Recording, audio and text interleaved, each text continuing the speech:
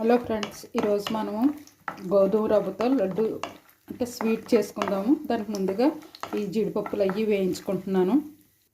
చూడండి, జీడిపప్పులు వేగిపోయిన తర్వాత గోధుమ రవ్వ నేతిలో వేయించేసుకుందాం. అది వేగితే చాలా టేస్ట్గా ఉంటుంది అన్నమాట ఆ లడ్డు చేసుకోవడానికి. అంటే ఏమీ లేనప్పుడు అలా కాకుండా ఇది సింపుల్గా నీట్గా లడ్డు రెడీ అయిపోతుంది.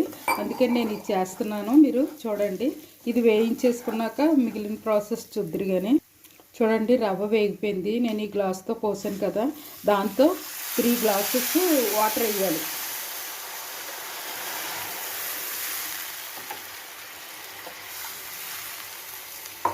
ఈ వాటర్ వేసాక అది నెమ్మదిగా కొంచెం సిమ్ కాకుండా హై కాకుండా అది ఉడికితే తర్వాత ఉన్న ప్రాసెస్ చూద్దాము.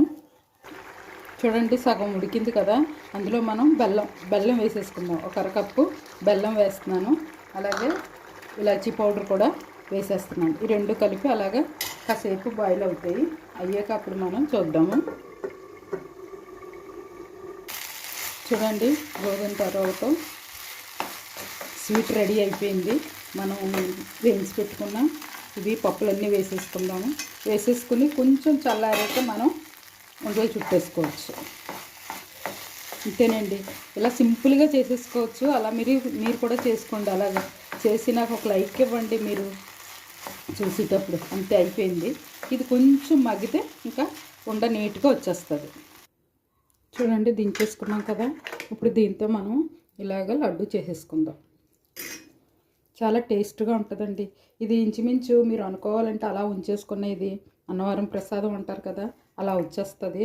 ఆ టేస్టే ఉంటుంది. చూడండి, ఇలాగన్నీ మనం చేసేసుకుందాం.